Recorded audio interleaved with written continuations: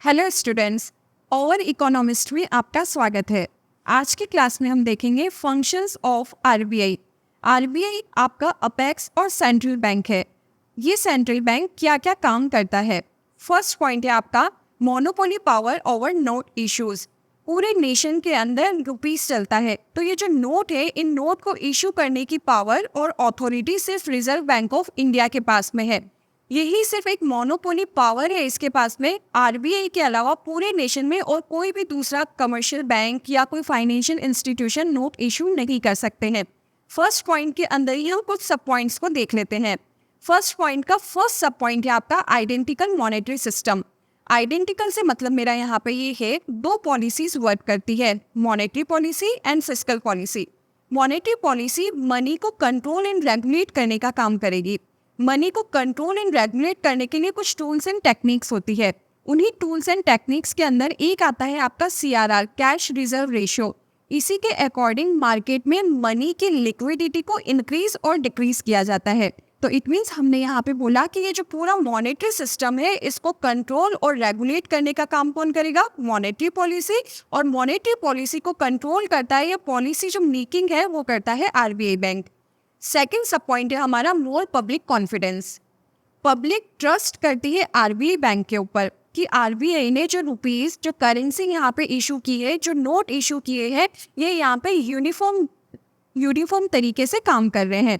It means आपको जो भी एक्सचेंज करना है, गुड्स एंड सर्विस का, आप मॉनेटरी टर्म्स में जो पेमेंट करते हैं, उसके लिए पूरे इंडिया के अंदर यूनिफॉर्म सिस्टम रहेगा। फर्स्ट पॉइंट का थर्ड सब पॉइंट है आपका flexible monetary system. Flexible word का मतलब ये कि एक्सपांशन एंड कॉन्ट्रैक्शन कितना करना है।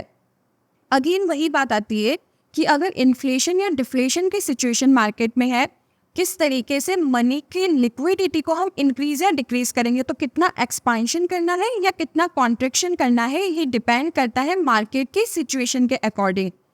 फोर्थ आपका पॉइंट है कंट्रोल ऑन क्रेडिट क्रिएशन। जो भी आप ट्रांजैक्शन करते हैं, दो तरीके से करेंगे गुड्स एंड सर्विसेज के बदले में। या तो आप कैश में पेमेंट करते हैं या फिर आप क्रेडिट में ट्रांजैक्शन करते हैं, जैसे आप EMI वगैरह भरते हैं।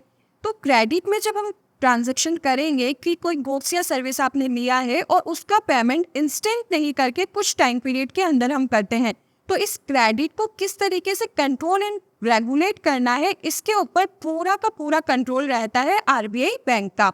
नेक्स्ट पॉइंट है गवर्नमेंट कंट्रोल। बात यहाँ पे ये कि जब भी आरबीआई बैंक नोट इश्यूज करता है, तो ये क्या हो गया, पूरा इसका डायरेक्ट कंट्रोल किसका है? आरबीआई बैंक का। लेकिन इनडायरेक्ट वे में कंट्रोल होता है गवर्नमेंट का। गवर्नमेंट उसको बताती है कि कितना हमारे पास में गोल्ड का रिजर्व है, कितने फॉरेन रिजर्व है, उसके अकॉर्डिंग आपको कितने नोट इशू करने हैं, कितने नोट पब्लिश करने हैं। तो इनडायरेक्ट वे में गवर्नमेंट का कंट्रोल रहता है रिजर्व बैंक ऑफ इंडिया पे। और इसका लास्ट पॉइंट है stability in the internal and external value of money. Value of money से मीनिंग ये कि उस मनी की वैल्यू कितनी है।